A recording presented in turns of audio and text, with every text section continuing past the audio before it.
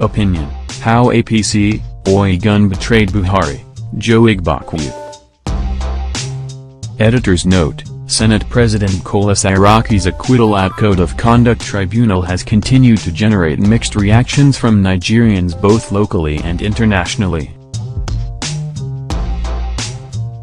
Nigecom reports that the Publicity Secretary of Lagos State Chapter of All Progressive Congress, APC, Joe Igbokwe explains why APC betrayed President Muhammadu Buhari and the politics behind Saraki's acquittal at the CCT. I was shocked to the marrows when I heard that some APC senators asked the National Working Committee of the party led by the national chairman of the party, Chief Odegie-Oyegun, to prevail on President Buhari to drop all charges against Bukola Saraki at the Code of Conduct corruption trial before they stop sabotaging the presidency. Words failed me when it dawned on me that this potentially dangerous demand is coming from some APC senators who are supposed to be the agents of change we promised Nigerians while seeking their mandate in 2015. I reflected on the event of the past 24 years from 1993 when we elected Chief MKO Abiola to bring hope to Nigerians, and how he was crushed and decimated by demonic and satanic forces after 5 years' struggle to defend and sustain the mandate. Time and space will not permit me to recall the quantum of energies expended to defend the mandate for 5 years, the wars on the streets, the casualties including MKO Abiola and the late wife Kudirat Abiola and many others, the damage to the national project, the devastation of our economy, the balkanization of the political entity called Nigeria, the alienation by the international community making Nigeria a pariah nation, and the ethnic division it visited on Nigeria.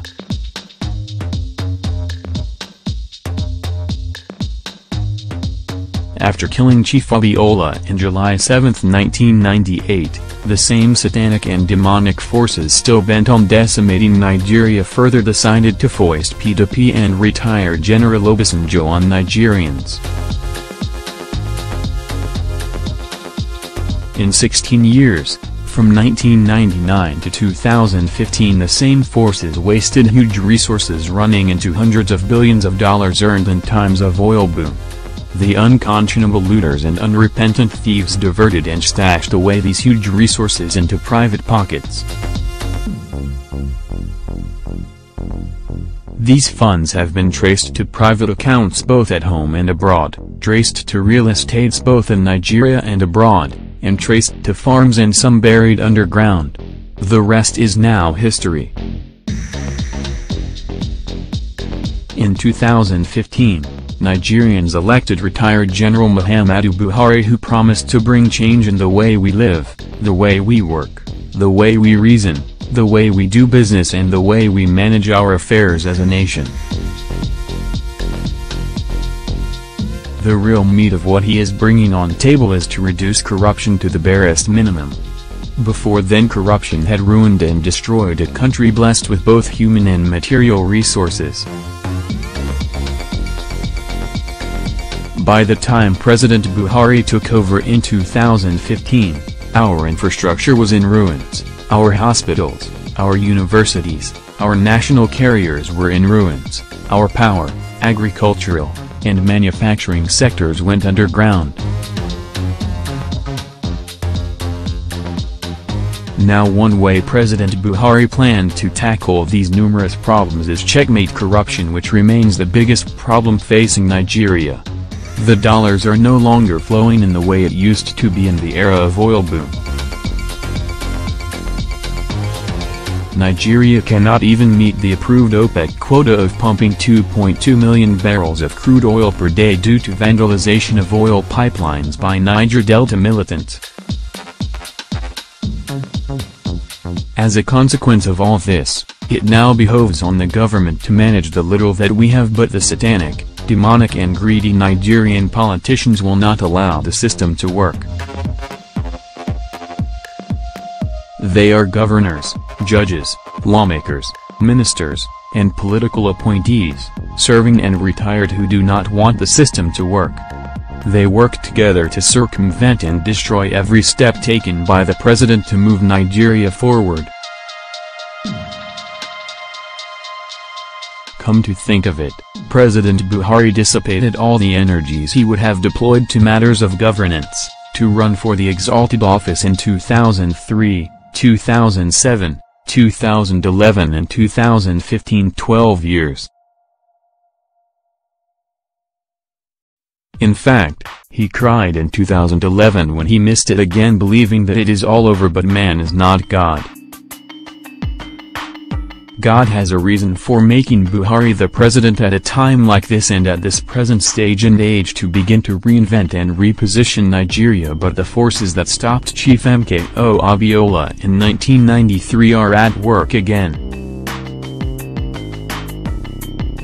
For 24 years, they held Nigeria hostage. They steal all our money and they will not want to be investigated. They bribe judges and lawyers to get their freedom. They present forged certificates and false assets declaration and ask you to go to hell. They decide how much they must earn and the type of vehicles they want.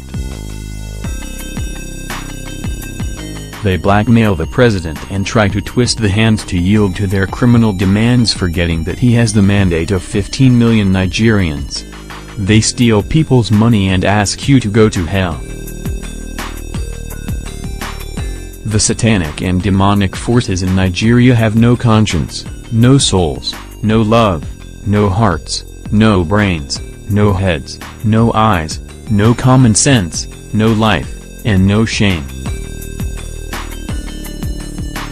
They can still repeat what they did to MKO Abiola in July 7, 1998.